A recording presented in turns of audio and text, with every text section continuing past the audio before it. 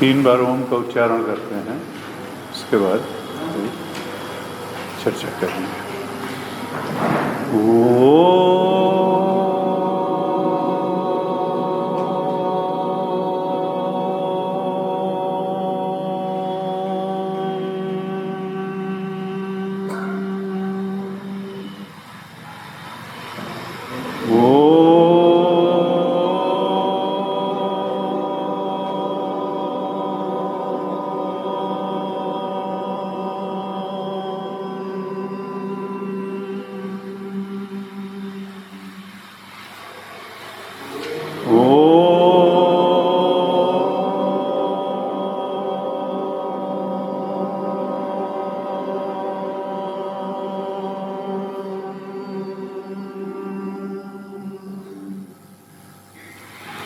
ॐ सहनाववतु सहनौ भुनक्तु सह वीर्यं करवावहै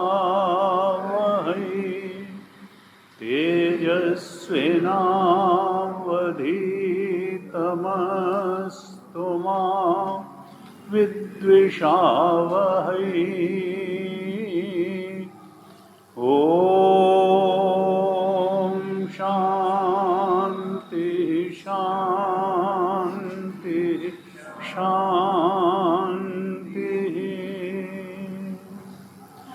सदाशिवसमारम्भां शङ्कराचार्यमध्यमाम् अस्मदाचार्यपर्यन्तां वन्दे गुरुपरम्पराम्।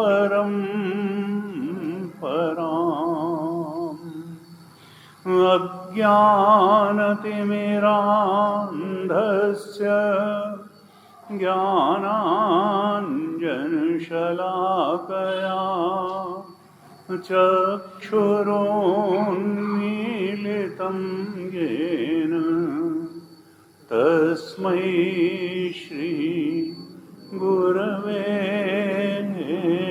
नमः। तस्मै श्री गुरवे नमः। यन्मायावशवर्ति विश्वमखिलं ब्रह्मादिदेवासुरा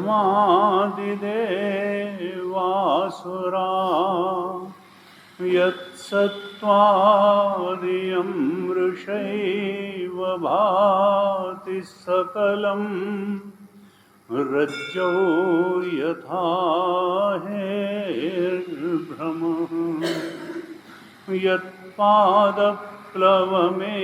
यत्पादप्लवमेकमेव हि भवां बोधे स्थितिर्षावतां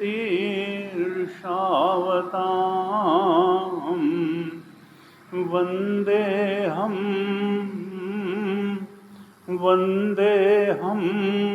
तमशेषकारणपरं रामाख्यमीशं हरिं रामाख्यमीशं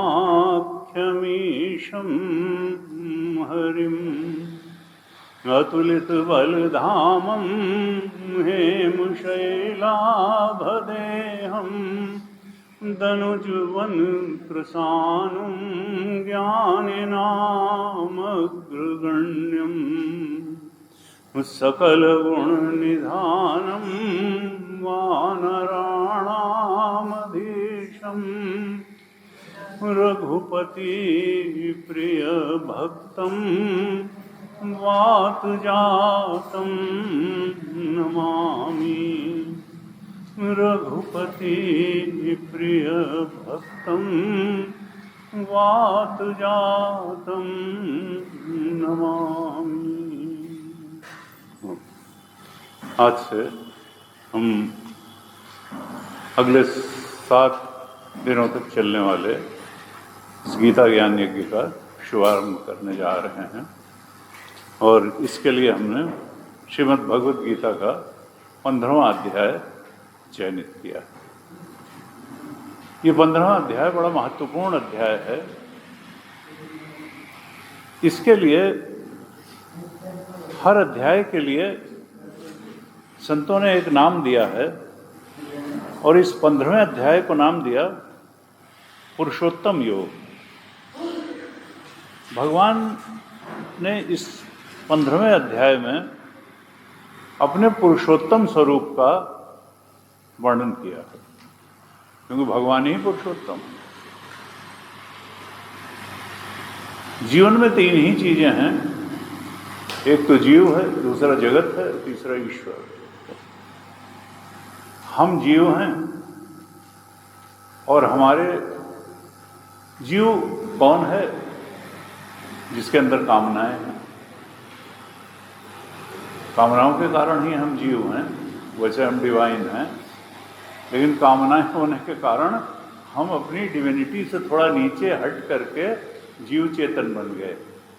परमात्म चेतन से हम जीव चेतन के स्तर पर आ गए, इसलिए वासनाओं या कामनाओं के वशीभूत हो करके। तो जीव जो है, कामनाग्रस्त चेतन ही जीव है, हम जीव हैं। और जब कामनाएं हैं तो कामनाओं को पूरा करने के लिए कोई भोग स्थल भी होना चाहिए, जहाँ काम में भोग पदार्थ हमको, काम में भोग परिस्थितियां हमको प्राप्त हों, जहाँ हमारे भोग प्राप्त हों, तो फिर वो जगत है।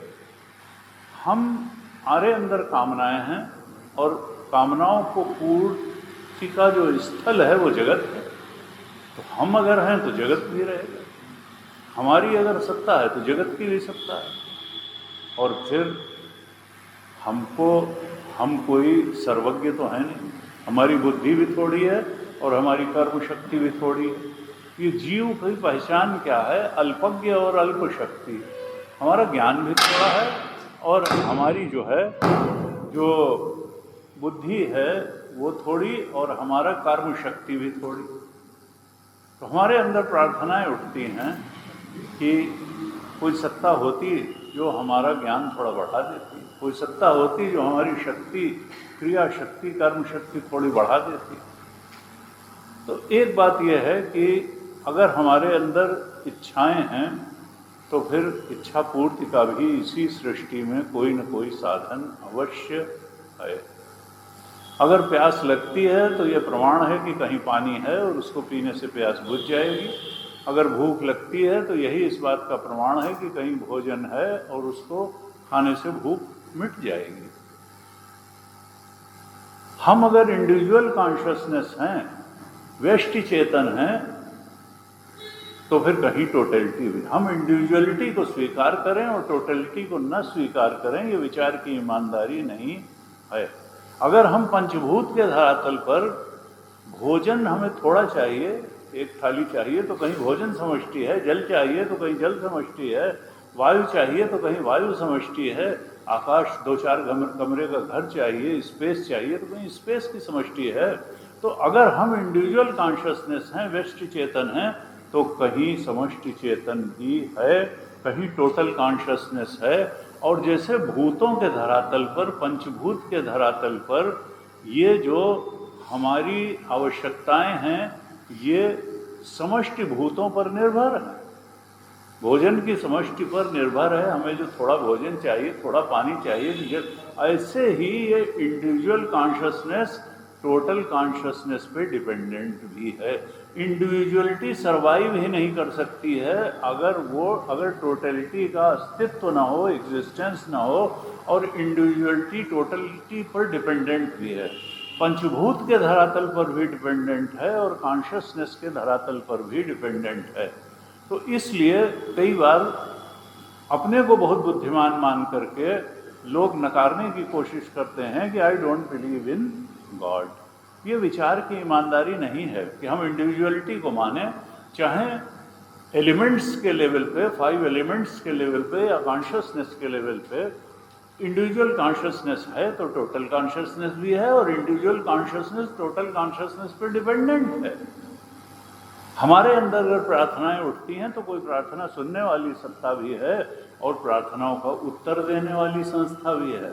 अगर हमें कृपा की आकांक्षा है तो कोई कृपालु सत्ता है, दयालु सत्ता है, अनुग्रह करने वाली सत्ता है। इस सृष्टि में दो सिद्धांत हैं। एक तो कर्म सिद्धांत है जो कि बहुत ऑब्वियस है, कर्म प्रधान विश्व रचि राखा, जो जिस करे सो तस फल चाखा।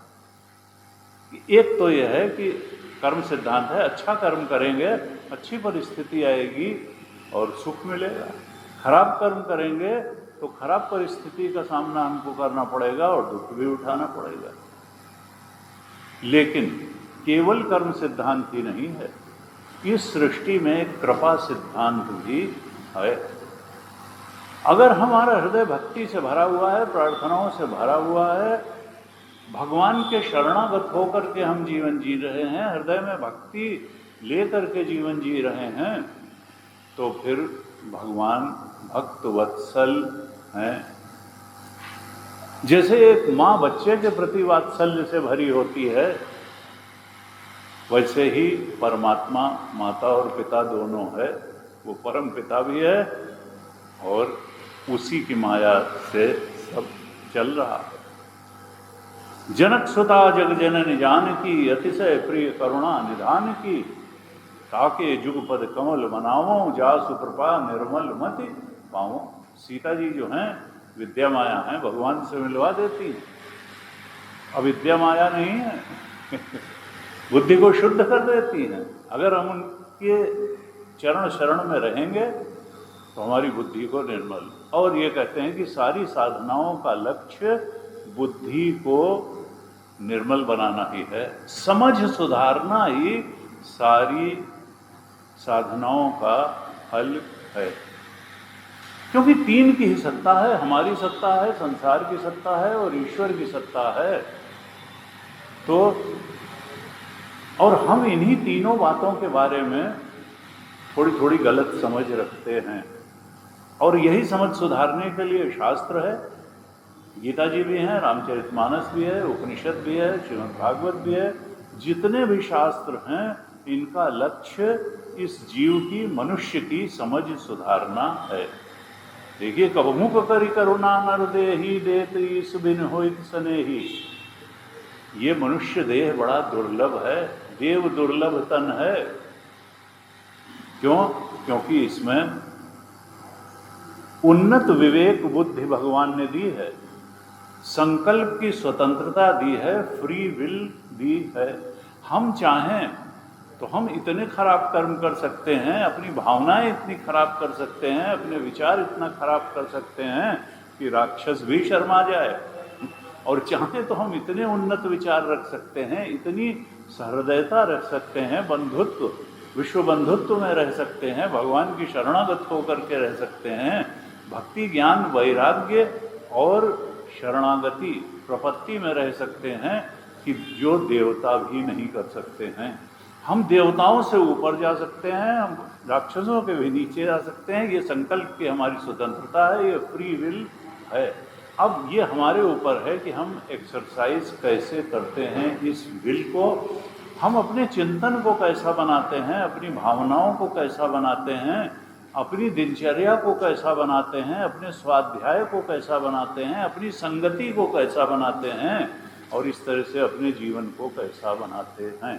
अगर हम इनको सन्मार्गी बनाते रहेंगे तो निश्चित रूप से हमारा जीवन उन्नति को प्राप्त होता रहेगा, उन्नति को प्राप्त होता रहेगा, प्रपत्ति शरणागति को प्राप्त होता रहेगा, और यहाँ तक कि हम मुक्ति भी प्राप्त कर लेंगे, जो शास्त्रों ने बताया। किससे मुक्ति प्राप्त कर लेंगे? दुख से मुक्ति प्राप्त कर लेंगे, जीवत्व से मुक्ति प्राप्त कर लेंगे, और हम उस शाश्वत सुख में रमण कर सकते हैं जिसके हम अधिकारी हैं, जो हमारी आत्मा का ही दूसरा नाम है। और आत्मा और परमात्मा में कोई अंतर नहीं है। इस आत्मा को, जो जीव चेतन है, इसको परमात्म चेतन के रूप में जान लेना, यही मुक्ति है। कैसे जानना? कर्म योग के माध्यम से जानना, भक्ति योग के माध्यम से जानना, ध्यान योग के माध्यम से जानना, और ज्ञान योग के माध्यम से जानना। गीता जी में इन्हीं 4 योगों का वर्णन किया गया है। कर्म योग का वर्णन किया, भक्ति योग का वर्णन किया, ध्यान योग का वर्णन किया और ज्ञान योग का वर्णन किया। क्योंकि हमारे पास यही फैकल्टी हैं, हमारे पास ज्ञानेंद्रियां हैं, 5 ज्ञानेंद्रियां हैं, आँख, नाक, कान, जीभ और त्वचा, और हाथ, पैर, गुदा, उपस्थ और वाणी, 5 कर्मेंद्रियां। कहते कर्मेंद्रियों से तुम ऐसे कर्म करो कि भगवान प्रसन्न हो, ज्ञानेंद्रियों से ऐसा ज्ञान प्राप्त करो कि भगवान प्रसन्न हो, और तुम इको करो। हरिओम हरिओम हरिओम। तो यहाँ पर जितनी भी हमारी फैकल्टीज हैं, इनको हम ठीक तरीके से अगर भगवत शरणागति में रहते हुए इनका उपयोग करें तो कर्मेंद्रियों से कर्म करें, ज्ञानेंद्रियों से ज्ञान प्राप्त करें, और ऐसा ज्ञान प्राप्त करें कि जिससे बुद्धि निर्मल बने और भगवत परायणी बने। हमारी बुद्धि कामनाओं के कारण संसार के चिंतन में ही उलझी रहती है, और हमारा फिर जीवन भी संसार परायण ही बन जाता है, और संसार आज तक किसी को पूरा मिला नहीं, और भगवान किसी को अधूरे मिले नहीं। संसार जब भी मिलता है तो अधूरा ही मिलता है, और भगवान जब भी मिलते हैं पूरे ही मिलते हैं। ये कामनाएं ऐसा जीव के पीछे पड़ी हैं कि आशा तृष्णा ना होई मरमत गए शरीर। ये आशा और तृष्णा ऐसी है कि ये नित्य नूतन बनी रहती है। कहते हैं मन्ना बुढ़ाने बुढ़ानी मोरी काया। ये मन जो है बूढ़ा नहीं होता है, सूक्ष्म शरीर पर काल का असर नहीं होता, ये तो अगले देह में भी वैसे ही चला जाएगा। तो इंद्रियां जो हैं वो नहीं, ये तो शरीर है पंचभूत का बना हुआ जो बूढ़ा हो जाता है। तो लेकिन अब हमारी आंख खराब होती है, 40 के बाद जो है चश्मा लग जाता है, धीरे धीरे नंबर बढ़ जाता है। लेकिन ये थोड़ा कि हमारी चक्षु इंद्रिय थोड़े खराब हो जाती है, वो तो कैटरेक्ट का ऑपरेशन किया फिर से दिखाई देना, क्योंकि इंद्रिय जो है सूक्ष्म शरीर का पार्ट है, और सूक्ष्म शरीर पर काल का असर नहीं होता है। वो तो अगले जन्म में बच्चे बन करके जिस कर्म के अनुसार जिस माता के गर्भ में जाएंगे, वहाँ ज्ञानेंद्रियां, कर्मेंद्रियां, प्राण सब चले जाएंगे। 17 अवयव जो सूक्ष्म शरीर के हैं मन बुद्धि के साथ, वो चले जाएंगे, और वहाँ से फिर जो है पुनर्विजन्म पुनर्विमरणम पुनर्विजननी जठरे शयनम ये संसारे बहुत उस्तारे कृपया पारे पाहि मुरारे भज गोविंदम गोविंदम भज मूढ़मते। ये कब तक यही चक्र चलता रहेगा? हम जाने कितने शरीरों में रह आए और कितने में रहेंगे। इसलिए हमारे शास्त्र कहते हैं कि अब बहुत हो गया, अब तुम कुछ ऐसा कर लो मनुष्य जीवन में जिससे जीवत्व से ही मुक्ति हो जाए, जिससे इस आशा तृष्णा से ही मुक्ति हो जाए। बिना आशा तृष्णा से मुक्ति हुए। और मजे की बात यह है कि आशा होती किस चीज की है, तृष्णा होती किस चीज की है? एक ही चीज की होती है, और वो है सुख पाने की तृष्णा। बड़ा घर बनवा के सुख पाना चाहते हैं, शादी ब्याह करके सुख पाना चाहते हैं, बड़ी गाड़ी खरीद के सुख पाना चाहते हैं, संबंध बना करके पार्टियां करके नाइट आउट और डाइन आउट करके सुख पाना चाहते हैं, विदेश घूम के सुख पाना चाहते हैं। सवेरे से रात तक और पूरी पूरी जिंदगी आदमी किस लिए काम करता है? सुख पाने के लिए। और सुख जो है सरकता चला जाता है, सरकता चला जाता है। लगता है अच्छा अभी इतना क्या, थोड़ा कम है, थोड़ा और ज़्यादा यही इसी दिशा में थोड़ा और ज़्यादा करेंगे तो अब सुख मिल जाएगा, और ज़्यादा मिल जाएगा, इतना मिल जाएगा कि हम तृप्त हो जाएंगे। और फिर जब हम बड़े हो जाते हैं, थोड़ा अपना पैसे वैसे कमाने लगते हैं, तब लगता है कई बार कि बचपन ही ज़्यादा ठीक था। हैं सारा हमारा जो है माता पिता अपना देखते थे, हम अपना खेलने निकल जाते थे, किसी चीज़ की कोई चिंता नहीं थी। वो बचपन के दिन बहुत अच्छे थे। और बच्चा क्या सोचता है, देखा हमको कह दिया जाता है चॉकलेट न खाओ, यहाँ न जाओ, वो न करो, ये होमवर्क करो, चलो सवेरे से ये करो। हम भी जब बड़े होंगे तो देखेंगे हम अपना जो है सारे जितने हैं, जितनी बातों पर हमारे अंकुश लगाया जाता है, सब पूरा कर लेंगे। बच्चा सोचता है बड़ा सुखी है, बड़ा सोचता है बच्चा सुखी है।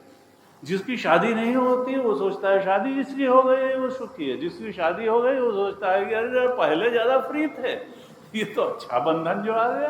फिर लगता है चलो ठीक है भाई, बच्चे हो गए और उलझन तमाम हो गई हैं, भाई निर्वाहन करो।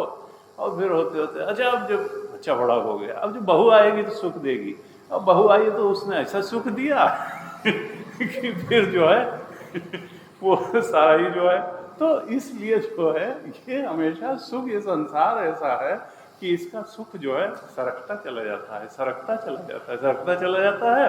और एक दिन जो है कालो न जाता वह में हो जाता है। काल तो बीता नहीं, हम ही बीत गए। भोगा न भुगतवा, ये कहा भर्तहरि ने कहा, बहुत बड़े सम्राट थे। भोगा न भुगता, हमने तो क्या भोगों को भोगा, भोगों ने ही हमको भोग लिया।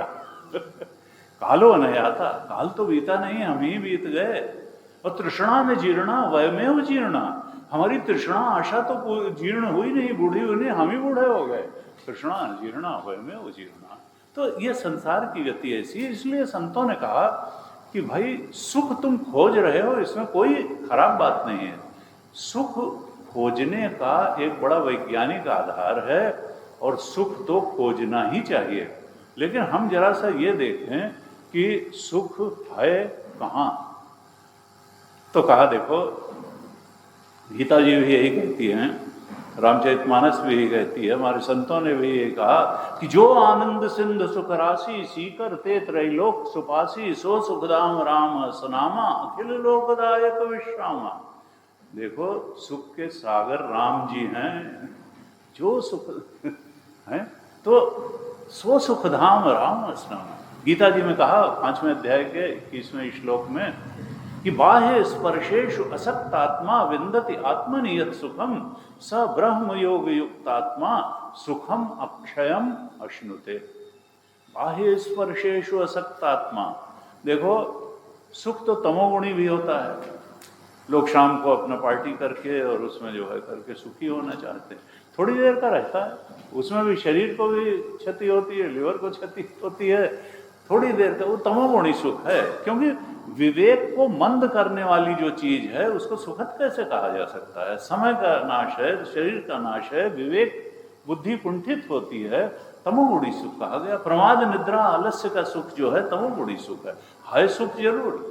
इसी तरीके से विषयेंद्रिय संयोगात यत्तदग्रे अमृतोपमम परिणामे विषम्यो तत्सुखम राजसम। राजसिक सुख भी है, इंद्रिय और विषय के सन्निकर्ष से प्राप्त होने वाले सुख जो हैं राजसिक सुख हैं, जो प्रारंभ में बहुत अमृत तुल्य लगते हैं लेकिन परिणाम में विष के तरीके के हैं, क्योंकि आपके शरीर को नुकसान पहुंचाते हैं, आपकी बुद्धि पर एक आवरण क्रिएट कर देते हैं।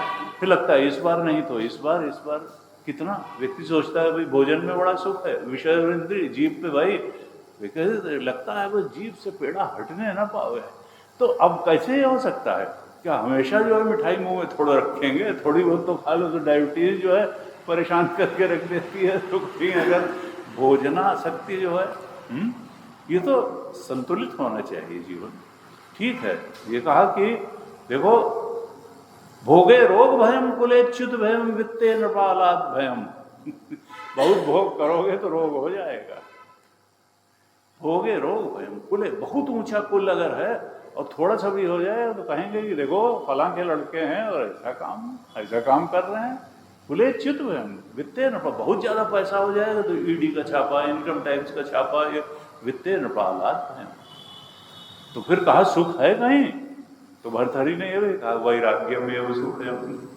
वैराग्य जो है, लेकिन अब बड़ी दिक्कत की बात यह है, गीता वैराग्य की बात करती है, मोक्ष की बात करती है, आशाओं कामनाओं को थोड़ा सीमित करने की बात करती है, उनसे थोड़ा विथड्रॉ करने की बात करती है।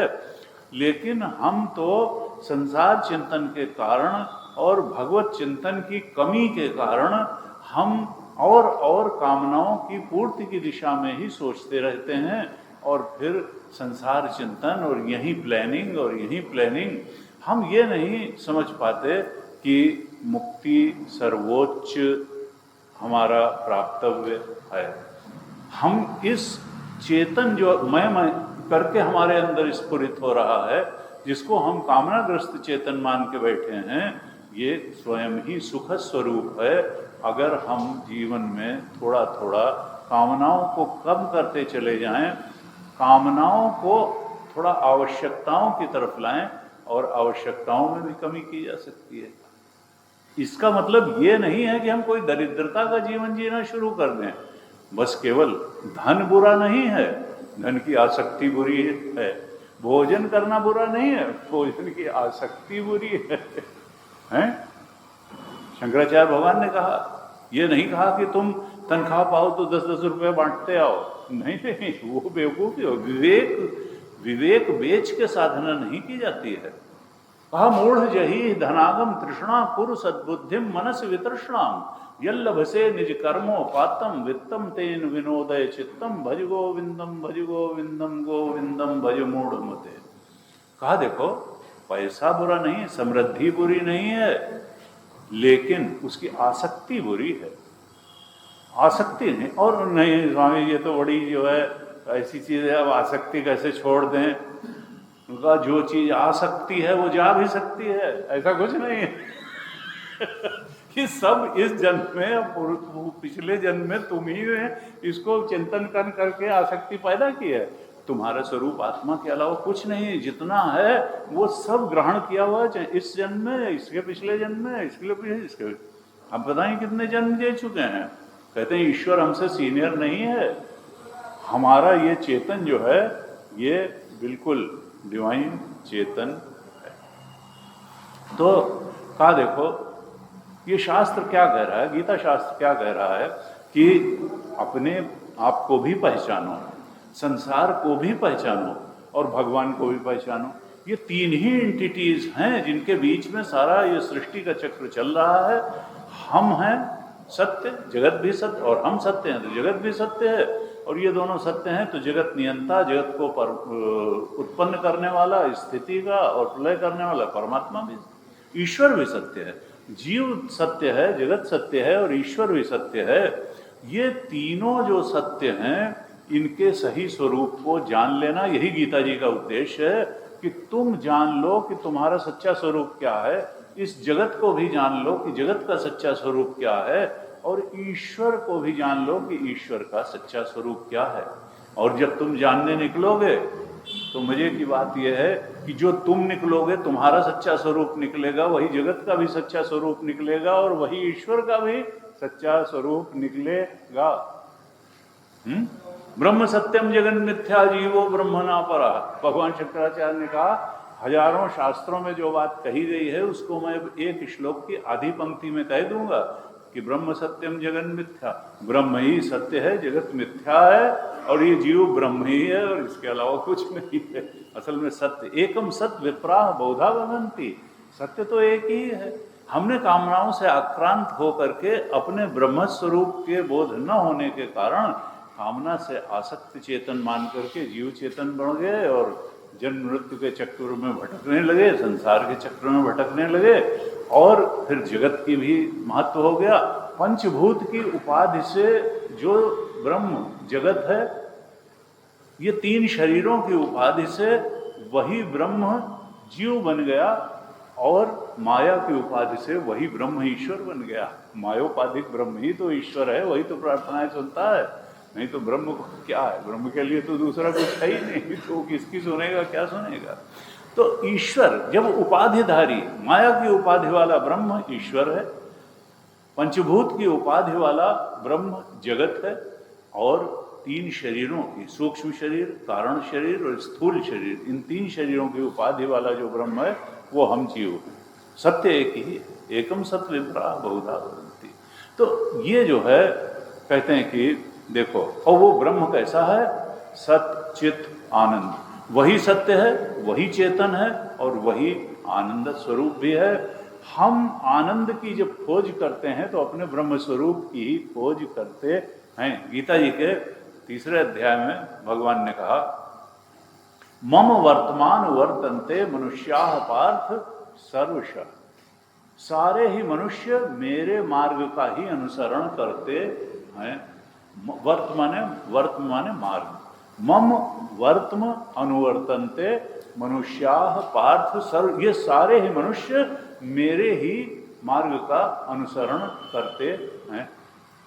अब लोग कहेंगे ऐसे गीता सुनने को तो तैयार नहीं होते, पढ़ने को तैयार नहीं होते, भगवान के मार्ग कहाँ? वो तो अपने मन के मार्ग का अनुसरण करते हैं, कामनाओं के मार्ग का। लेकिन नहीं, कामना होती किस चीज की है? सुख की ही तो होती है, और सुख स्वरूप तो भगवान है। हमारा जो सुख को खोजने का, सुख को पाने का जो एक सहज प्रयास है, वो असल में भगवान की तरफ पढ़ने का ही प्रयास है। बस हम सही जगह खोज रहे हैं, लेकिन गलत जगह खोज रहे हैं। हम सोचते हैं कि संसार के विषयों को पा करके हम वो तृप्ति, वो सुख, वो रमण प्राप्त कर लेंगे, जो वास्तव में भगवत तत्व के बोध, अपने ब्रह्म स्वरूप के बोध से मिलना है। इसीलिए गीता जी के 5वें अध्याय के 20वें श्लोक में कहा, बाह्य स्पर्शेषु असक्तात्मा विन्दति आत्मनि। जो बाह्य स्पर्शों से धीरे धीरे करके, जो अपने ही जीवन का अवलोकन करते करते, दृष्टा भाव से अवलोकन करते करते व्यक्ति जान जाता है कि भाई संसार जो है ये लगता है कि सुख देगा, लेकिन क्या है? देखत सोना लगे सकल जग कांच है। अरे भाई पलटू, जीवन कहिए झूठ तो मरना साँच है। पलटू दास ने कहा देखत सोना लगे, ये लगता है कि हाँ भाई ये चीज तो मिल जाएगी तो समझ लो हमेशा के लिए सुख की तलाश ही खत्म हो जाएगी, धन्य हो जाएगा। फिर लगा कि नहीं मिला, थोड़ा सुख मिला, वस्तु मिल गई, लेकिन जितने सुख की चाहत थी वो सुख नहीं मिला, इसलिए सुख की खोज चलती रहती है। कहा तब तक चलती रहेगी जब तक अपने भगवत स्वरूप का, इस आत्मा को परमात्मा रूप से ये जीव नहीं जान लेगा, तब तक ये खोज चलती रहेगी। सुख खोजना बुरा नहीं है, लेकिन सुख को अपने अंदर खोजना है। बाहर भगवान की भक्ति करनी है, अंदर भी अपने मन को भगवन्मय बनाना है, अपने विचार को भगवन्मय बनाना है। और सत्संग इसके लिए सबसे बड़ी चीज है। सत्संगत्वे निसंगत्वम, निसंगत्वे निश्चल, निसंगत्वे निर्मोहत्वम, निर्मोहत्वे निश्चल तत्वम, और निश्चल तत्वे जीवन मुक्ति। भगवान शंकराचार्य आत्मबोध ग्रंथ में लिखते हैं कि देखो सत्संग से बढ़ करके शांति और संतोष और तृप्ति और सुख प्रदान करने वाला कुछ नहीं है, क्योंकि इससे असंगता आती है, निसंगता आती है। आसक्ति ही तो हमारे जी का जंजाल बनी बैठी है। यहां आसक्त, वहां आसक्त, वहां आसक्त, कहां नहीं आसक्त। और आसक्ति यहां होती है तो ये संसार तो चलायमान है। मोह है क्या? चलती हुई चीज को पकड़े रखने की इच्छा। अरे तुम भी चलायमान हो, तुम्हारी बुद्धि चलायमान है, तुम्हारा मन चलायमान है, तुम्हारे शरीर वैसा नहीं रहने वाला है, जगत भी वैसा नहीं। नौका रूढ़ चलत जग देखा, अचल मोह बस आपने लेखा।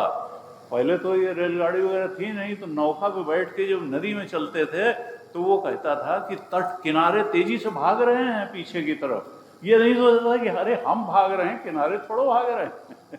आजकल रेलगाड़ी में बैठ के वैसा अनुभव होता है कि बड़ी तेजी से जो किनारे के पेड़ हैं, खंभे हैं, पीछे भागते चले। नौका रूढ़ चलत जग देखा, अचल मोह के कारण, उल्टी बुद्धि के कारण सोचता है मैं तो जैसा भी तैसा हूं, और ये जो है ये जगत चलायमान है। नहीं, हम भी जगत का पार्ट हैं, हम भी चलायमान हैं। तो हम जो है सत्संग को कम ना आके, कई बार क्या होता है कि उनका कि भाई वो शाम से 15वें अध्याय पे सत्संग होगा, नहीं खैर आज तो हम आ जाएंगे, लेकिन फिर क्या है, फिर 3 दिन तो शादी में जाना है, 3 दिन शादी में जाना भाई। तो यानी हम शादी में जाने को सत्संग से बहुत ज्यादा अर्जेंट काम मानते हैं। अरे भाई कितनी शादियां देख ली, अपनी शादी देख ली, बच्चों की शादी देख ली, पड़ोसियों की देख ली, पड़ोसियों के बच्चे, अब कितनी शादी देखेंगे, शादी ही देखते रहेंगे क्या? तो उन्होंने कहा कभी तो सत्संग के लिए समय निकालो, अगर नहीं निकालोगे तो निकलेगा नहीं। इसी आपाधापी भरी जिंदगी में, इसी व्यस्तता के जीवन में सत्संग के लिए समय निकालना पड़ेगा। और सत्संग इतनी अच्छी चीज है कि वो सबका, आपको अलग से कोई बहुत बड़ी साधना करने की जरूरत ही नहीं है। सत्संग जो है सुनते सुनते सारी साधनाएं हो जाती हैं। तुलसीदास जी ने लिखा, जाई ही सुनत सकल संदेहा और राम चरण होई ही अति नेहा। सुनते सुनते ही क्या होगा कि जितने संदेह तुम्हारे मन में हैं भगवत चर्चा भगवत समर्पण के प्रति, सारे संदेह का निवारण हो जाएगा और राम जी के चरणों में अत्यंत प्रेम हो जाएगा। वैसा ही प्रेम, उससे बहुत ज़्यादा प्रेम जैसा अभी हमें संसार के चरणों में उससे ज़्यादा, और ये अंदर से ही तृप्ति और शांति देने वाला होगा। भगवान शंकराचार्य ने उपनिषद के भाष्य में लिखा कि कामनाओं के उपशम से जितनी संतुष्टि और तृप्ति को व्यक्ति को मिलती है उतनी कामनाओं की पूर्ति से नहीं मिलती है। कामना त्याग में जितना संतोष है, और हम देखते हैं भोग में जितना संतुष्ट है, आपने बहुत अच्छा खा लिया, उसके बजाय आप किसी दूसरे को अगर खिला देते हैं तो उसमें बहुत गहरी शांति मिलती है, उदात्त शांति मिलती है। और अपना तो रोज खाता ही है आदमी, क्या है, थोड़ा सा तो खाएगा, कितना बड़ा पेट होता है, कितनी एपेटाइट होती है। लेकिन जब हम सत्कर्म के द्वारा, भंडारे होते हैं हमारे यहाँ तो, भारतीय संस्कृति में अनेक अनेक तरह से त्योहार भी ऐसे मनाए गए जहाँ व्रत पूजा कहा गया कि इस दिन तो ये जो है थोड़ा संयम रखो, इस दिन चावल ना खाओ, इस दिन जो है, पहले तो निर्जला व्रत वगैरह भी रखे जाते थे, अब जो है फिर कहा जाता है कि नहीं, एक एज के बाद हैं या डायबिटीज़ वगैरह है तो भाई बहुत लंबा भूखा ना रहो। लेकिन ये नहीं था कि भाई अब भाई कल जो है से हम 3 दिन का हमारा वो व्रत है, वो गणेश चतुर्थी का है, एकादशी का है, जो साथ साथ पढ़ रहे हैं, आज चलो चल के भाई चाट खाएं क्योंकि 3 दिन हमको व्रत रहेंगे, और फिर जैसे ही व्रत खत्म होगा फिर चाट। तो ये तो कोई बात नहीं है। और उस दिन भी फिर ये इस बार व्रत के दिन भाई क्या क्या बनेगा, भाई कूटू की खिचड़ी तो बनेगी, लेकिन फिर ये जो है मखाने की खीर भी बन जाएगी। रोज से ज़्यादा लेविश और गरिष्ठ भोजन अगर उस दिन कर लिया तो फिर उसका फायदा क्या हुआ। तो हमको उसके जो ट्रू स्पिरिट है उसको लेकर के चलना है, और वो क्या है, त्यागेन एके अमृतत्व मानुषु। जो अमृत आत्मा की प्राप्ति होती है, अमृत सुख की तृप्ति की प्राप्ति होती है, वो त्याग के माध्यम से होती है। वो, और भागवत जी में कहा भाई भोग उतना करो जितने से शरीर चल जाए, जितने से उतना भोग परमिटेड है, क्योंकि बिना खाए कोई रह नहीं सकता है, बिना कपड़ा पहने रह नहीं सकता है, कहीं आना जाना है तो आपको उचित साधन की भी आवश्यकता होगी, तो उतना ही रखो, उतने से ही के लिए। और बाकी का जो समय और ऊर्जा है वो भगवत परायण बुद्धि को बनाने में, इस बुद्धि को निर्मल पवित्र बनाने में, सत्संग करने में, स्वाध्याय करने में, पूजा करने में, भजन करने में, ध्यान करने में हम लगाएं। सारा खेल मन का है। मन संसार परायण है तो बांधने वाला है, मन भगवत परायण है तो छुड़ाने वाला है, मुक्त करने वाला है। उपनिषद में कहा मन एवं मनुष्याणाम कारणम बंध मोक्षयो, ये मन ही है जो कि बंधन का कारण है, और ये मन ही है जो मुक्त करने वाला है। सवाल ये है कि मन कहाँ से बंधा है। साधु संगति में अगर बंध जाए तो साधु संगति छुड़ाने वाली होती है, और दुष्ट की संगति बांधने वाली होती है। और आजकल गुरुओं का भी बड़ा खेल है। हरई शिष्य धन शोक न हरई, सो गुरु घोर नरक मां परी। तुलसीदास जी के टाइम में भी होता होगा, उन्होंने सावधान किया कि उस गुरु से सावधान रहना जो जिसकी नज़र तुम्हारी जेब पर है और तुम्हारे दुखों को हरण करने के लिए उसके पास कुछ भी बताने को नहीं है। हरई शिष्य धन शोक न हरई, सो गुरु, वो खुद भी नरक में पड़ेगा और तुमको भी सन्मार्ग में प्रवृत्त नहीं कर पाएगा। इसलिए कहा पानी पियो छान के और गुरु करो जान के। गुरु करो नहीं कि किसी को भी गुरु बना लिया, गुरु करो जान के। और लेकिन गुरु के बिना चलता, गुरु बिन भवनिधि तरय न कोई, ज्यों बिरंची शंकर सम होई। गुरु के बिना इस भवसागर के पार जाना नहीं होता है। और तुलसीदास जी ने चाहे वो शंकर भगवान या ब्रह्मा जी की तरह भी हो तो उसको भी आवश्यकता है। जब सती का निधन हुआ, शंकर जी बहुत क्षुब्ध हो गए और फिर उनके मृत शरीर को उठाए उठाए घूमने लगे। और तब फिर विष्णु भगवान ने उनके शरीर को टुकड़े टुकड़े करके गिराया और वहाँ हम जानते हैं कई ज्योतिर्लिंग जैसे हुए। और फिर काकभूषुंडी जी के पास कथा सुनने गए। वही कौआ जिसको पूर्व जन्म में उन्होंने श्राप दिया था कि 1000 जन्म पाओगे क्योंकि गुरु का अपमान किया, और वही सुधरते सुधरते गुरु संग करते करते साधना करते करते रामचरण में अति प्रेम करते करते इस स्थिति को उस कौए की योनि में ही प्राप्त हो गया कि जिन भगवान ने उनको शाप दिया था वही उनसे कथा सुनने आए, और कथा सुन करके उनका शोक दूर हो गया। उनका ये कौए ने बड़ी अच्छी कथा सुनाई, और जो पार्वती जी के मरण का जो उनके अंदर विषाद और क्षोभ था वो दूर हो गया काकभूषुंडी जी की कथा सुनने के माध्यम से। तो इस तरह से सत्संग जो है बड़ा महत्वपूर्ण है। इससे असंगता अपने आप आती है। सत्संगत्व निसंगत्व, निसंगत्व निसंगत्व निर्मोहत्व, मोह से दूर जाता है। मोह का अर्थ क्या होता है? उल्टी बुद्धि। उल्टी बुद्धि है। हम को लगता है कि नहीं शरीर सत्य है, संसार सत्य है। अब भगवान भी भाई मानते तो हैं, सब लोग कहते हैं, हम भी मान लेते हैं।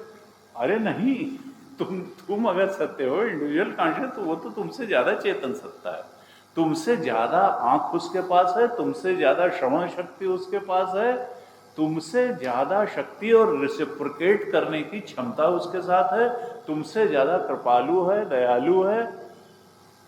अहम भक्त पराधीन, भगवान ने भगवत जी में कहा मैं तो भक्त के पराधीन हूं।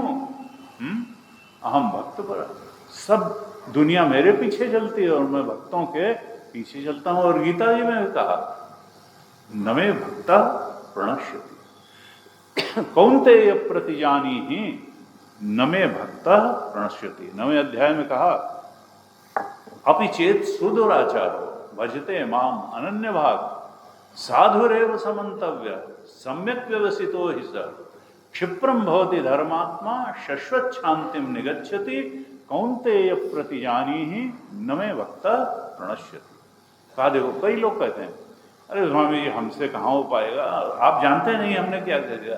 अरे तो तुम नहीं जानते हो कि तुम वाल्मीकि जो जब रत्नाकर डाकू थे उनसे ज्यादा तुमने कोई जघन्य जीविका अपनाई। वो तो आदमी का सिर ही काट लेते थे, ज्यादा पूछते ही नहीं थे। और नारद जी के थोड़े से सत्संग के प्रभाव से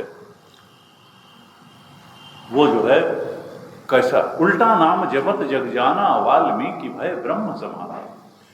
उनसे तो राम राम कहने को ही नहीं आया, उल्टा नाम मरा मरा कहते थे, तेजी से मरा मरा राम राम, उल्टा नाम जपत जग जाना।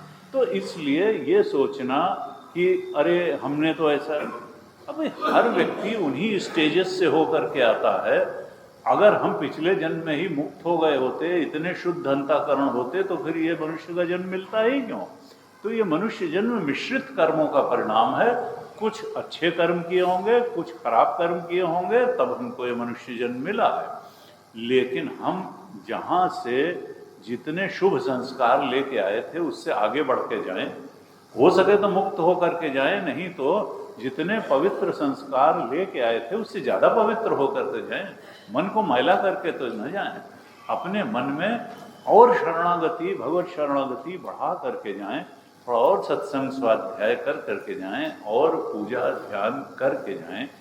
तो ये अगर हम कहेंगे तो मोह, जो उल्टी बुद्धि मनुष्य की हो जाती है कि वो हियर से में चलता है बजाय शास्त्र के वाक्यों से जीवन को संचालित करने के, कहीं सुनी बातों में जो जीवन जीता है, तो फिर उसका जीवन में ठहराव नहीं आता बल्कि बिखराव आता है। चिंतन में बिखराव आ जाता है, उसकी भावनाओं में बिखराव आ जाता है और फिर जीवन में ही बिखराव आ जाता है।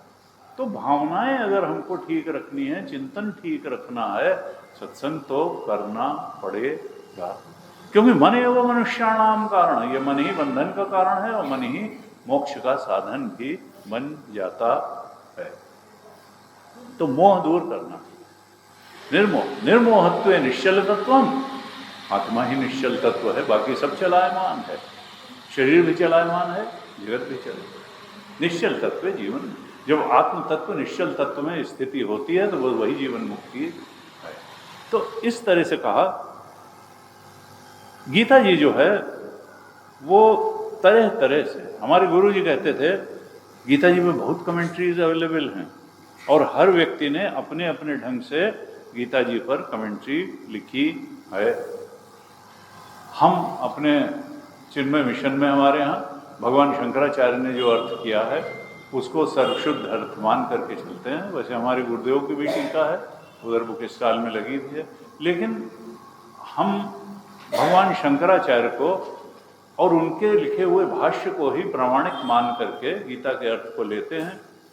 और उनका इसलिए प्रामाणिक माना जाता है क्योंकि उन्होंने उपनिषदों पर भी सिलसिलेवार भाष्य लिखा, और ये जो गीता है ये उपनिषदों का सार है।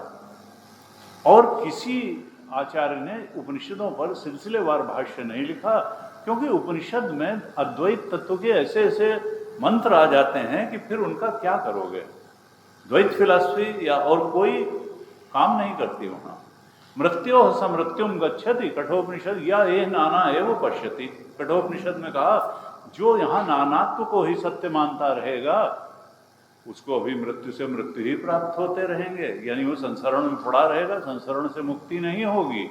जब तक वो निश्चल तत्व आत्म तत्व को, परमात्म तत्व को एकमात्र सत्य के रूप में अनुभूत नहीं कर लेगा तब तक अभी मुक्ति नहीं, संसरण में पड़ा रहेगा। मृत्यो से मृत्युम गच्छति या ये नाना है। तो नानात्व, और इसको कुछ लोग कहते हैं जो अभी नाना मामा ताऊ चाचा के ही चक्कर में पड़ा रहेगा, भगवान के चक्कर में नहीं पड़ेगा, वो भी संसरण में ही पड़ा रहेगा। भगवान है जिनके चक्कर में पड़ना सबसे ज्यादा जरूरी बात है, और संसार का भी निर्वहन करना है। कोई नौकरी नहीं छोड़नी है, परिवार नहीं छोड़ना है, बैंक अकाउंट नहीं बंद करना है, सब चीज अपने सामाजिक स्तर के हिसाब से निर्वहन करते रहना है, सबके प्रति अपने कर्तव्य का निर्वहन करते रहना है। और लेकिन हमको सत्संग और भगवत शरणागति, भगवत भक्ति भी छोड़नी नहीं है। अब कहते हैं साहब ये तो हम तो सबके प्रति करते हैं लेकिन हमारे प्रति कोई नहीं करता है, हम तो सबके प्रति बहुत अच्छा सब अपना कर्तव्य निर्वहन करते हैं। उन्होंने कहा भाई देखो वो अपने कर्म का जिम्मेदार है, तुम अपने कर्म के जिम्मेदार। काहू न को सुख दुख कर दाता, निजकृत कर्म भोग सब भ्राता। जो अपने कर्तव्य का पालन नहीं कर रहा है वो अपने कर्मों के हिसाब से भोग प्राप्त करेगा। ये जीव की अकेली यात्रा है, जीव अकेला आया जग में और अकेले जाना। आप किसी के साथ नहीं पैदा हुए थे, न किसी के साथ जाएंगे। और पता नहीं कौन कौन मिला, किन किन जन्मों में मिला। यहाँ सब प्याऊ पर मिले हुए लोग हैं। जैसे पहले प्याऊ होता था ना, थोड़ी देर के लिए भाई छांव में बैठ लिए, पानी पी लिया, या कह दीजिए आज ट्रेन की यात्रा में एक केबिन में बैठे हुए लोग हैं, जिसका जिसका स्टेशन आता जाएगा, आपके कहने से कोई दो स्टेशन आगे नहीं उतरेगा कि नहीं बड़ा प्रेम हो गया हमारा, अरे कुछ देर और बैठिए। वो कहेगा कुछ नहीं, अब हो गया प्रेम, यहीं तक का था, अब हमारा स्टेशन आ गया, अब हम उतरने वाले।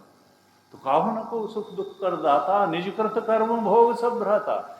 हमारा ये जिम्मेदारी है कि जो हमारा कर्तव्य है, जिसके प्रति भी है, परिवार के प्रति है, समाज के प्रति है, राष्ट्र के प्रति है, हम करते चलें, उसका सुखद और सफल परिणाम हमको मिलेगा। जो नहीं करता है वो अपने कर्म के हिसाब से परिणाम पाएगा। हम संसार से गाइड ना हो, हम शास्त्र से गाइड हों, गुरु से गाइड हों, और तब हम करेंगे तो जीवन सुखी समरसता के साथ चलता रहेगा। अंदर भी शांति रहेगी, बाहर भी शांति रहेगी। तो हम भगवान शंकराचार्य के भाष्य के अनुसार ही 15वें अध्याय में गीता जी का जो अर्थ है उसको करेंगे। आपको कुछ हमने ये दिया है, तो थोड़ा ये ध्यान श्लोक में कहते हैं कि देखिए, ग्रंथ का या संत का बिना महात्म्य जाने, अगर भगवान का भी महात्म्य कोई नहीं जान रहा है तो ऐसे ऐसे नमस्कार करके बस आ जाएगा। कोई उसको भाव से भगवान के प्रति समर्पण नहीं करेगा, भक्ति नहीं करेगा, पूजन नहीं करेगा। और जब महात्म्य आपके बगल में कोई व्यक्ति खड़ा रहे, बहुत प्रतिभाशाली हो, और बस उसका नाम बता दिया जाए तो कुछ नहीं। जब उसके सद्गुण जानते हैं, उसका प्रभाव जानते हैं, उसका अनुभव जानते हैं, तब हमारी उसके प्रति थोड़ा सा आदर बुद्धि आती है। इसीलिए कहा गीता जी के प्रति पहले ध्यान श्लोकों का पाठ करना चाहिए और देखना चाहिए कि इस ग्रंथ का कितना बड़ा महात्म्य है, तब हमारी उसमें बुद्धि बनेगी और तब हम गीता जी का अधिक रसास्वादन कर पाएंगे। तो हमने एक कागज़ दिया, जिसका नहीं हो वो ले सकता है, उधर और भी कागज़ होंगे तो आप मांग लीजिएगा, वो मनीष हैं। तो हम थोड़ा इसके ध्यान श्लोकों का पाठ करते हैं, उसका थोड़ा सा अर्थ देख करके फिर आगे देखते हैं। आप करिएगा। अथ ध्यानम, आप दोहराइएगा। साथ साथ पढ़ते हैं, साथ साथ पढ़ लीजिएगा। ये 5 श्लोक होंगे। ओम पार्थाय प्रतिबोधितां भगवता नारायणेन स्वयं व्यासेन ग्रथितां पुराणमुनिना मध्ये महाभारतम् अद्वैतामृतवर्षिणीं भगवतीम् अष्टादशाध्यायिनीम् अम्ब त्वामनुसन्दधामि भगवद्गीते भवद्वेषिणीम्। नमोऽस्तु ते व्यासविशालबुद्धे फुल्लारविन्दायतपत्रनेत्र येन त्वया भारततैलपूर्णः प्रज्वालितो ज्ञानमयः प्रदीपः प्रपन्नपारिजाताय स्तोत्रवेत्रैकपाणये ज्ञानमुद्राय कृष्णाय गीतामृतदुहे नमः। सर्वोपनिषदो गावो दोग्धा गोपालनन्दनः पार्थो वत्सः सुधीर्भोक्ता दुग्धं गीतामृतं महत्। वसुदेवसुतं देवं कंसचाणूरमर्दनं देवकी परमानन्दं कृष्णं वन्दे जगद्गुरुम्। कृष्णं वन्दे जगद्गुरुम्। ध्यान श्लोक है, सुंदर श्लोक है। कहते हैं पार्थाय प्रतिबोधितां भगवता नारायण, स्वयं भगवान नारायण ने अर्जुन को सत्य का बोध कराने के लिए भगवता नारायणेन स्वयं पार्थाय प्रतिबोधितां। अर्जुन जो है शोक मोह से ग्रस्त हो गया था, शोक संविघ्न मानसा। ये शोक ऐसी चीज, अर्जुन बहुत सफल था, अपने समय का सर्वश्रेष्ठ धनुर्धर था, राजसी परिवार में पैदा हुआ था, लेकिन परिस्थितियों की मार ने ऐसा झकझोर दिया कि उसने कहा गांडीव मेरे हाथ से सरका जा रहा है, मेरे पैर कांप रहे हैं, मैं तो नहीं लड़ूंगा।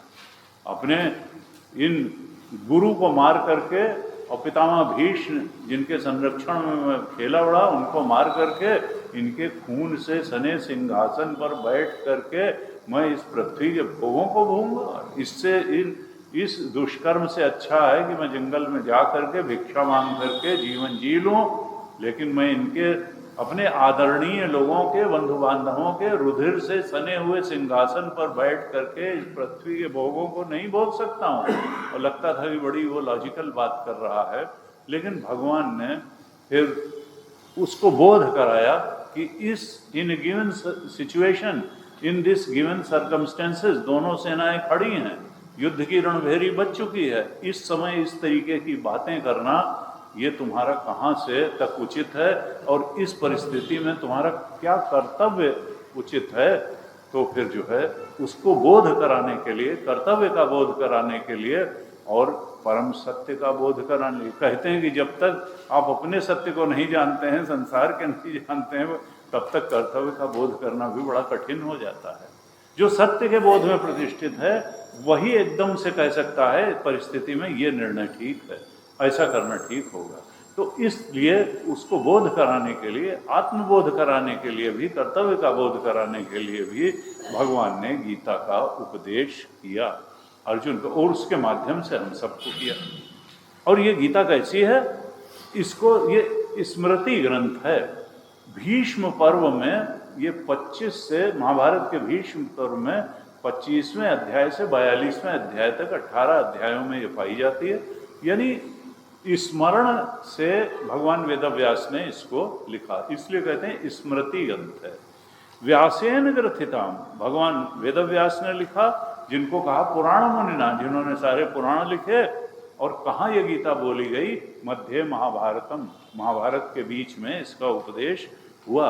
और इसका संदेश क्या है, अद्वैतामृत वर्ष, अद्वैत आत्म तत्व ब्रह्म तत्व रूपी जो अद्वैत तत्व है उसका बोध कराने के लिए, उसका हमारे मानस में मानो वर्षा कराने के लिए ये भगवत गीता आई।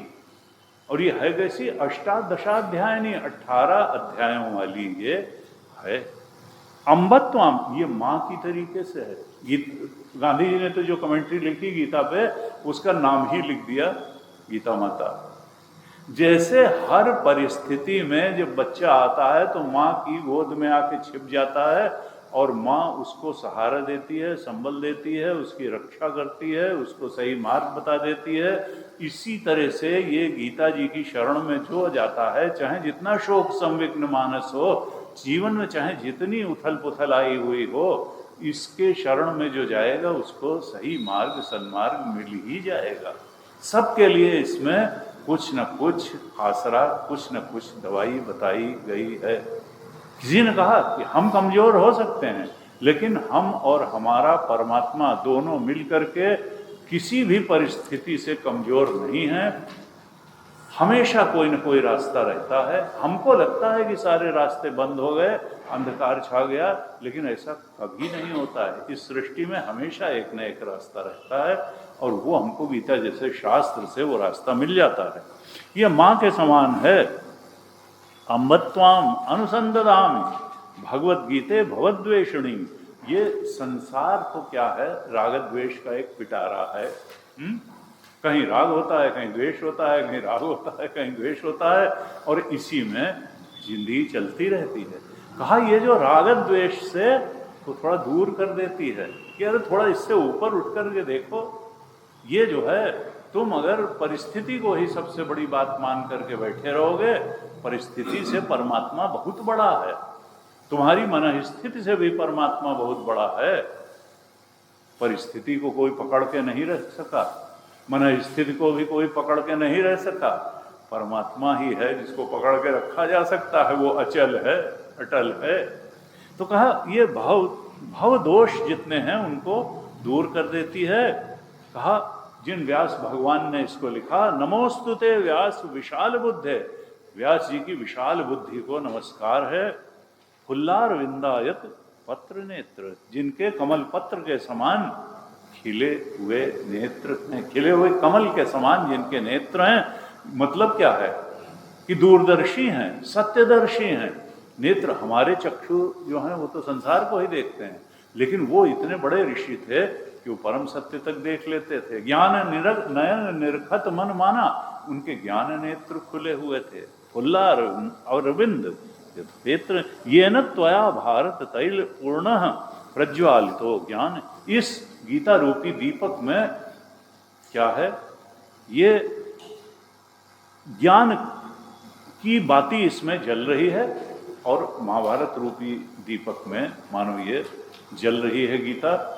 और इसमें प्रकाश किसका है, ज्ञान का प्रकाश है। प्रपन्न पारिया, जो इसके प्रति प्रपत्ति करता है, जो इसकी शरणागत होता है भगवान की इस वाणी के, ये भगवान की वांग्मयी मूर्ति है। जैसे भागवत जी में कहा कि वो इसकी शरण में जाना भगवान की शरण में जाना ही है। भगवान ने गीता जी की फलश्रुति अंत में 18वें अध्याय में लिखी और उसमें कहा इसको सुनाने वाला भी धन्य है और इसको सुनने वाला भी धन्य है। 18वें अध्याय के 71वें श्लोक में भगवान कहते हैं श्रद्धावान अनसूयश्च शृणुयादपि यो निरा, जो श्रद्धा से भर करके इस गीता शास्त्र का श्रवण मात्र ही कर लेता है, सोपि मुक्त अशुभान शुभान लोकाम प्राप्नुयात्, वो सारे भवदोषों से मुक्त हो करके शुभ लोकों को प्राप्त कर लेता है।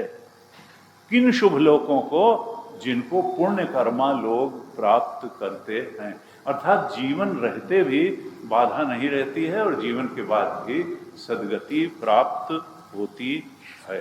तो ये गीता जी की जो है ये भगवान स्वयं अपने मुख से ही उन्होंने स्तुति की।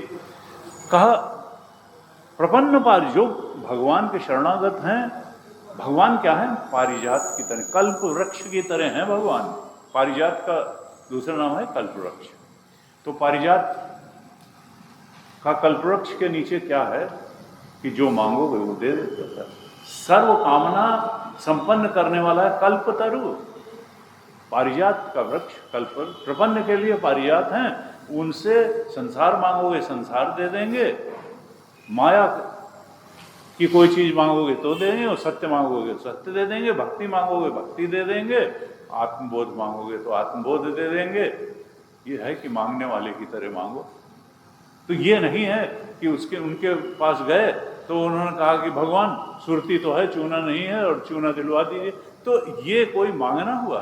तो तुम वो मांगने की तो तमीज हो कि भगवान से क्या मांग रहे हो? भगवान से सबसे बड़ी चीज भगवान को ही मांग लो कि भगवान हम यहाँ बैठ करके बहुत हृदय में चेतन बन के बैठ के हमने बड़ा दुख उठाया, अब हमारी ये तुम ही हमारे हृदय में बैठ जाओ और हमें निर्देश देते रहो कि क्या क्या करना है, कैसे कैसे करना है, और तुम ही यहाँ से बैठ करके हमारा भी जीवन चलाओ और जो भी हमारे कर्म है उनके नियंता नियामक प्रेरणादायक प्रेरणा स्रोत तुम ही बन जाओ। तो भगवान से ही मांग, जब भगवान अगर कही रहे कि जो मांगोगे वही मिलेगा, तो भगवान से भगवान को ही मांग लेना चाहिए। संसार क्या मांगना? माया की तो मिल ही जाएगी। जो माया दे सकता है, संसार दे सकता है, वो सत्य भी दे सकता है। तो प्रपन्न पारिजात है ये तोत्र वेत्रई का पाण है। एक हाथ में उनके चाबुक है, सारथी बने हुए हैं, और एक हाथ में उनके क्या है? एक हाथ में लगाम है, एक हाथ में घोड़ों की लगाम है। तो हमारे जीवन की लगाम भी तुम ही रखो, और हमसे कुछ गलती हो जाए तो थोड़ा शपथ भी लगा दो। भगवान संभाल के भक्तों को शपथ लगाते हैं। एक तरफ से चक्र है, गुरु कुम्हार एक रीति है, गड़गड़ काढ़े खोट, भीतर हाथ सहाय दे बाहर मारे चोट। गुरु और कुम्हार की एक ही रीति है। वो घड़ा फोड़ने के लिए थोड़ा, गड्ढे में कहीं गड्ढा हो गया तो थोड़ा, इसीलिए कहते हैं कि हमारे जीवन में विपरीत परिस्थिति भी आए तो घबराना नहीं चाहिए। भगवान हमें सिखाने के लिए कुछ दे रहे हैं विपरीत परिस्थिति। वो कठोर कृपा है भगवान की, वो भगवान रूठ नहीं गए हैं। हम ही से कुछ गलती हो गई होगी तो भगवान ने ये कठोर कृपा की है हमको सिखाने के लिए। भगवान हमारे दुश्मन नहीं है, भगवान तो हमारे उद्धारक हैं, चाहे परिस्थिति ऐसी दें चाहे वैसी दें। तो ज्ञान मुद्रा है कृष्णाय, और क्या है? ज्ञान मुद्रा ऐसे के अभय गीता अमृत दुहे नमः। गीता रूपी अमृत भगवान ने दुहा है। कहाँ से दुहा है?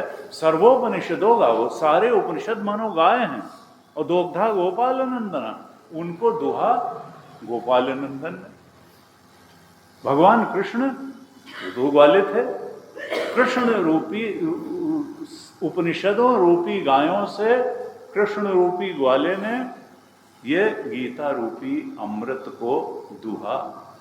पार्थो वत्सः, वहां बछड़ा कौन था? अर्जुन। वो सुधीर भोक्ता था, उसने ठीक से सुना और कहा नष्टो मोह। गीता जो है मोह से निर्मोह की यात्रा है। बुद्धि उसकी ठीक नहीं रह गई थी, किंग कर्तव्य विमूढ़ हो गया था मोह के कारण। और फिर क्या हुआ? पूरी गीता सुनाने के बाद भगवान कहते हैं क्या हुआ? तुम्हारा मोह नष्ट हुआ। और तब अर्जुन ने कहा नष्टो मोह स्मृतिर्लब्ध्वा तत्प्रसादान मयाच्युत। उसके लिए वहां साधना करने का समय नहीं था। गीता पढ़ो तो 3.5 घंटे लग जाते हैं, वहाँ युद्धभूमि में उसने कौन सा भक्ति योग किया, कौन सा ज्ञान योग किया, कौन सा कर्म योग किया, कौन सा ध्यान। उन्होंने कहा नष्टो मोह स्मृति लब्धा त्वत्प्रसादन, भगवान आपके प्रसाद से ही मेरा मोह नष्ट हो गया। और करिष्य वचन, अब तुम जो कहोगे वही मैं करूँगा। पार्थो वत्सः सुधीर भोक्ता दुग्धम गीतामृतम महत। ये जो दूध दुहा गीत उपनिषदों का सार है ये, इसलिए इसको हल्के से नहीं ले। उपनिषद हमारे यहाँ परम प्रमाण है। हमारे यहाँ प्रस्थान त्रयी कही गई कि परम सत्य तक पहुँचने के 3 रास्ते हैं। तो प्रथम प्रस्थान उपनिषद को कहा गया, द्वितीय प्रस्थान स्मृति प्रस्थान या गीता को कहा गया, और तृतीय प्रस्थान तीसरा मार्ग सत्य तक पहुँचने के लिए ब्रह्म सूत्र को कहा गया। सूत्र तो पहला है श्रुति प्रस्थान उपनिषद, दूसरा स्मृति प्रस्थान गीता, और तीसरा सूत्र प्रस्थान या ब्रह्म सूत्र, जिसको वेदांत का आधारभूत ग्रंथ कहा जाता है। तो ये गीता चूंकि केवल 700 श्लोक हैं, उपनिषदों के तो 4000 श्लोक हैं, और बिना गुरु की सहायता से उसको समझना और पढ़ना भी मुश्किल है। गीता जी आप स्वयं भी पढ़ सकते हैं, समझ सकते हैं। तो गीता का ये बड़ा महत्व है, और ये पूरा जीवन को दर्शन, जीवन को गति और दिशा देने वाला शास्त्र है। ये उपनिषदों का अमृत निचोड़ करके भगवान ने दे दिया है कृपा करके। फिर अंत में जो श्लोक 5वां है कि वसुदेव सुतम, हम ऐसे उन कृष्ण परमात्मा को नमस्कार करते हैं, उनके चरणों में नमन करते हैं, वंदन करते हैं, अपने आप को झुकाते हैं। कंस और चाणूर का जिन्होंने वर्णन किया, जो वसुदेव और देवकी के पुत्र हैं और परमानंद देने वाले हैं और इस जगत के गुरु हैं। कृष्णम वंदे जगत गुरु, इस प्रकार से कहा। तो आज काफ़ी समय हो गया, लेकिन हम थोड़ा आज कुछ श्लोकों का पाठ कर लेते हैं 15वें अध्याय के। उसके बाद कल से हम एक एक श्लोक पर चर्चा प्रारंभ करेंगे। तो आज थोड़ा सा पाठ कर लेते हैं। आप देखिएगा 20 श्लोक हैं इसमें कुल, तो साथ साथ ही पाठ करते हैं। अथ पंचदशोऽध्यायः श्री भगवानुवाच ऊर्ध्वमूलमधः शाखम् अश्वत्थं प्राहुरव्ययम् छन्दांसि यस्य पर्णानि यस्तं वेद स वेदवित् अधश्चोर्ध्वं प्रसृतास्तस्य शाखा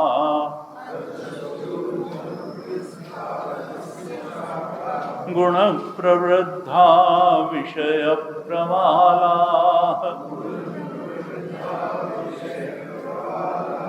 अधश्च मूलान्यनुसन्ततानि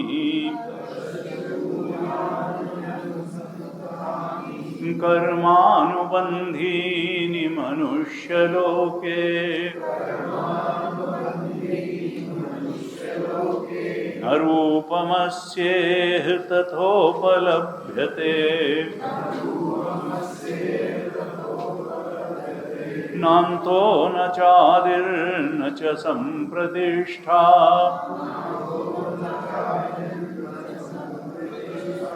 अश्वत्थमेनं सुविरूढमूलम्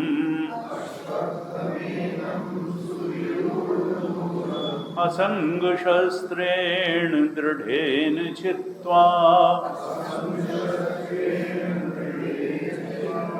ततः पदं तत्परिमार्गितव्यम्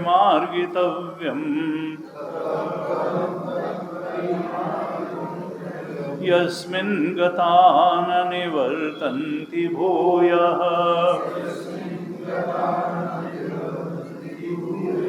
तमेव चाद्यं पुरुषं प्रपद्ये यतः प्रवृत्तिः प्रसृता पुराणी निर्माण मोहाजित संग दोषा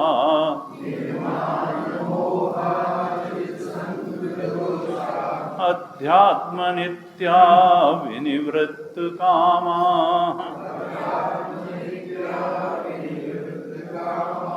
द्वंद्वैर्विमुक्ता सुख दुख संज्ञैः गच्छन्त्यमूढाः पदमव्ययं तत्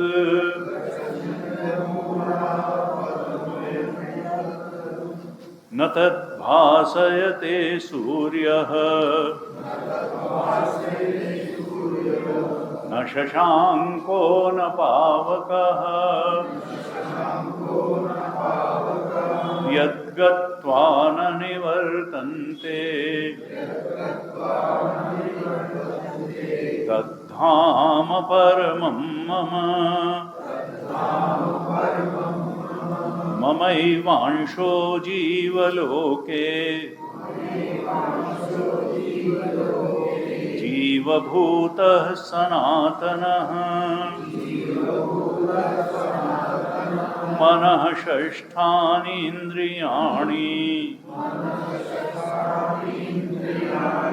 प्रकृतिस्थानि कर्षति शरीरं यदवाप्नोति यच्चाप्युत्क्रामतीश्वरः गृहीत्वैतानि संयाति वायुर्गन्धानि वाशयात् श्रोत्रं चक्षुस्पर्शनं च रसनं घ्राणमेव च अधिष्ठाय मनश्चायम् विषयानुपसेवते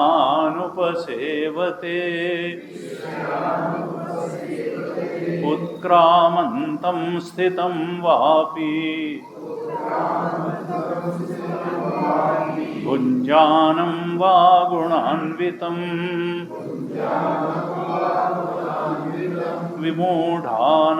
विमूढानानुपश्यन्ति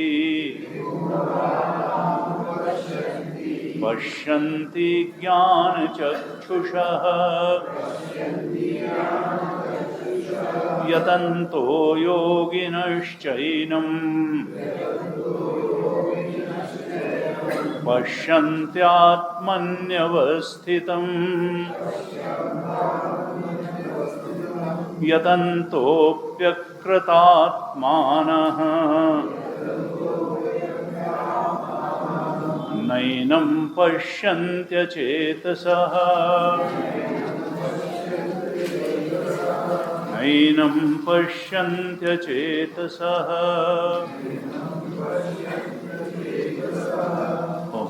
अब श्लोकों का पाठ हमने आज कर लिया है, कल हम इन पर चर्चा करेंगे। अब आरती करते हैं।